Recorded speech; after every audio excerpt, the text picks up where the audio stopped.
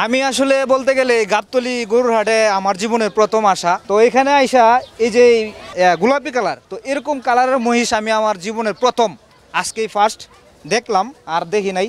তো দেখে আমার খুবই ভালো লাগতেছে, এবং এখানে যারা আসতেছে মানে সবাই এই মহিষটার আদর করতেছে, দেখতেছে, এবং এই মহিষটার একটা নামও রাখা হয়েছে জান্নাত তুহা। এখন সোশ্যাল মিডিয়াতে যারা আপনারা টিকটক ব্যবহার করে, ফেসবুক ব্যবহার করে, ইউটিউব যারা দেখে, সবাই বর্তমানে চিনে।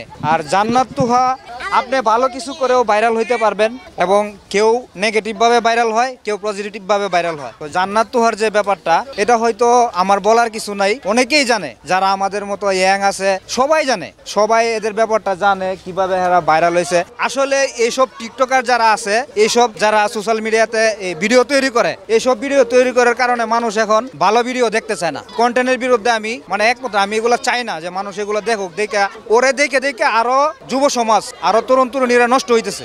এদের জন্য মানে মোবাইলে ভালো কিছু দেওয়ার ভাও নাই, এদের এই নোংরামি আসে। তো এটা আমার জীবনের প্রথম আমি দেখলাম এই কালার। তো এখানে তো আপনারাও নিজ চোখে দেখতেছেন যে কালারটা, গোলাপি কালার তো মেয়েরা বেশি পছন্দ করে।